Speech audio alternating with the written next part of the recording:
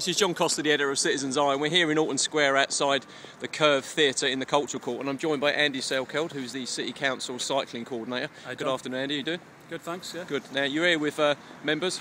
Good afternoon, gentlemen, of the Cycling Forum for the Chartered Institute of Logistics and Transport. That's right. Can you tell us what you're talking about this afternoon? Yeah, I'm just there's been a meeting on to this afternoon for the forum, and we've just been talking through some information about the pedestrian zone, the statistics for the pedestrian zone.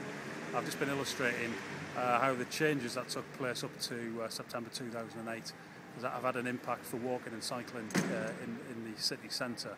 The fact that there's been a dramatic increase in the number of people walking, which has doubled, a threefold increase in the number of cyclists, and a fivefold increase in the number of people with escorting younger children with buggies.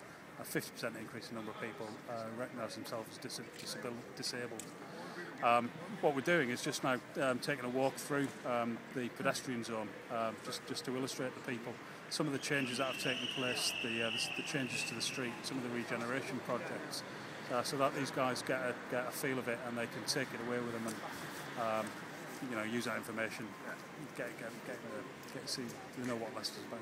Now, I know a lot of our community reporters have actually approached me since we've been doing Skyride and things like that, and they were saying that that people cycle through the city centre and stuff like that, down towards the clock tower and through here, amongst pedestrians, and that's actually a conscious decision, isn't it, to try and integrate cyclists and pedestrians into one usage? It is, yeah. We've moved away from this idea that we should segregate cyclists from pedestrians, and that it can be managed, towards the idea that it can be managed.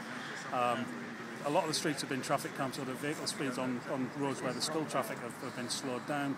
Within the pedestrian zones, we're putting out very clear messages, which are you need to slow down, you need to change your cycling habits, you need to not assume that people can hear you or see you, that you do need to reduce your speeds and you take responsibility as a cyclist to manage that interaction.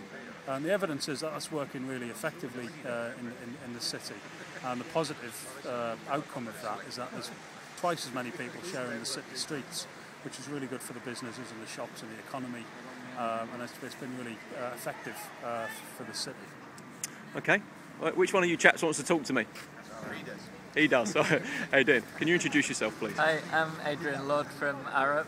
For the past 5 years I've also been working with Cycling England and doing a number of demonstration projects around the country. Brilliant. Well, welcome to Leicester. You guys have been meeting today at Phoenix Square, is that right?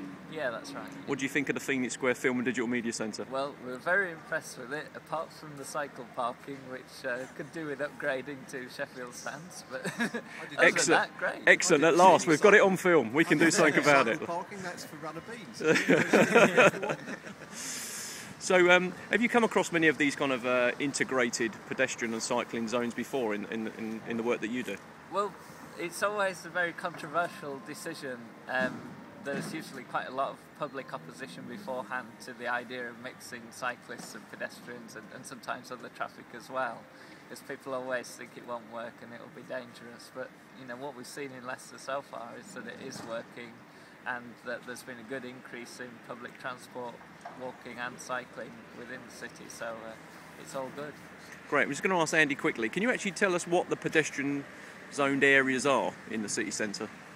Yeah, I mean the key changes with the development was the pedestrianisation of high streets, but it also includes the lanes area, Lowsby Lane, Cank Street.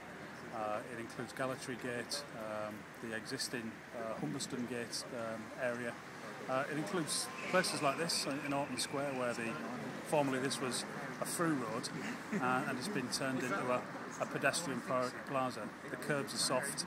It's the signs down there which indicate that you can cycle through it, and there's a number of different locations like this. That's the core of it. Is that 2 kilometres of streets within the city centre, and just outside that, a lot of streets between the pedestrian zone and the ring road.